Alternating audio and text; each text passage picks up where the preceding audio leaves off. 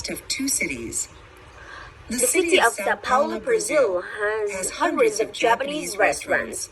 A world away in Hamamatsu, Japan, there are many places to buy and eat Brazilian food. Why is each country's food so popular in the other? The answer to this question dates back to the early 20th century.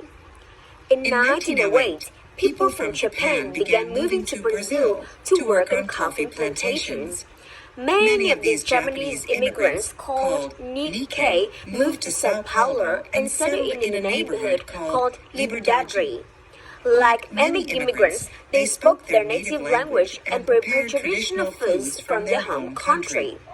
Over time, the Nikkei opened many Japanese markets and restaurants in the Liberdade district. Today, this neighborhood has one of the largest Japanese communities outside of Japan. Restaurants sell ramen noodles and sushi on every corner. Also, each weekend, there is a large street market. Street sellers sell traditional Japanese goods and foods. The event is popular with both city residents and tourists.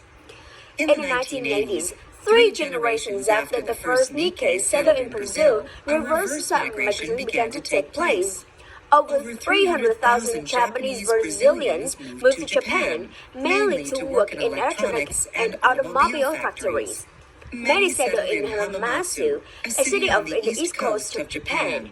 Most Japanese Brazilians spoke only their native language, Portuguese. They also missed the foods and cultures of Brazil. Over time, a number of Brazilian restaurants and stores opened in Hamamatsu. Today, there is still a large Brazilian population in the city. All over Hamamatsu, food shops and restaurants sell traditional Brazilian foods, such as portuguesos, a type of bread, and feijoada, a bean stew with beef and pork. Today, it's possible to eat excellent Japanese food in Sao Paulo and traditional Brazilian cuisines in Hamamatsu. Whether traveling by bus in Japan, it's worth visiting these two cities to experience the taste of cultures of the unique immigrant communities.